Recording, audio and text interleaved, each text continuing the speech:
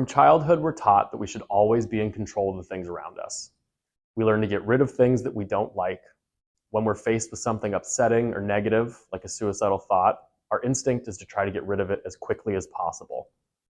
Unfortunately, this strategy doesn't work for thoughts. We can't just throw out upsetting and unwanted thoughts and be rid of them forever. When people feel like they have no control over their thoughts, they may interpret that to mean that they're weak, their brain is broken, or they're losing their mind. However, that isn't the case at all. Here's a quick exercise to demonstrate the accidental effect of trying to control the thoughts that we don't want. It's probably harder for you to fully control your thoughts than you realize.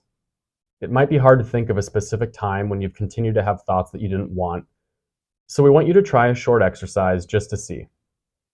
For the next 30 seconds, close your eyes, let your mind wander, and think about anything that you want. The only rule is you can't think of a white bear. Ready? Go.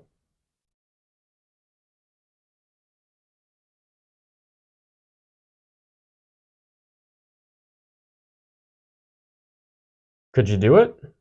Probably not. It's nearly impossible. And not because something's wrong with you or you aren't trying hard enough. Actually, it might be because you're trying too hard. The reason you did think of a white bear is because your brain flagged it as important, and your brain's job is to help you remember important things. In your conscious brain, where all your thoughts are happening, you probably tried really hard to start thinking about all kinds of other random stuff. Meanwhile, your subconscious brain was holding on to an image of a white bear, just waiting to tell you not to think of it.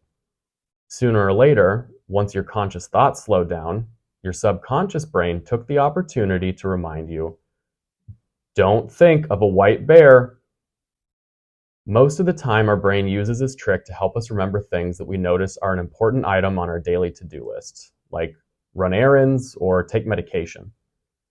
Unfortunately, our brain also thinks it's being helpful by reminding us of things that we don't want to think about, like a recent conflict with a loved one, past trauma, or even suicidal thoughts.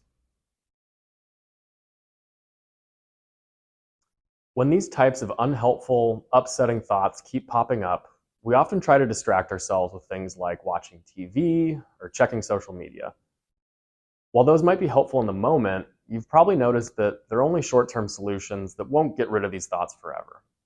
It's kind of like having a song that's stuck in your head. Each time that you manage to distract yourself and stop singing it for a little bit, somehow it comes back. You might have noticed that the same thing happens when you try to distract yourself from suicidal thoughts.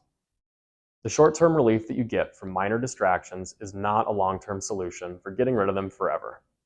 The fact that these short-term solutions haven't been working all that great might frustrate you. It might cause you to worry that you aren't in control of your brain anymore, or that these thoughts are just too powerful for you to manage. Although those reactions are normal, they aren't the most helpful. Strong reactions to these types of thoughts only convince your brain that thinking about suicide is really important.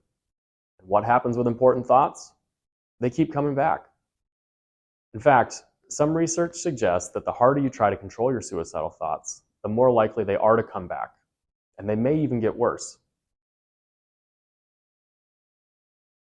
In this way, trying to control your suicidal thoughts is sort of like trying to put out a grease fire with water. The water mixes with the grease, which has the unintended results of making the fire grow. Try to keep this in mind the next time that you're having a suicidal thought that you don't want. Don't expect to be able to get rid of it right away, and do your best to not let it frustrate you or worry you. In the next section, we'll introduce some alternative strategies for managing suicidal thoughts in the moment. Strategies that have been proven to help reduce the likelihood that they continue to get worse.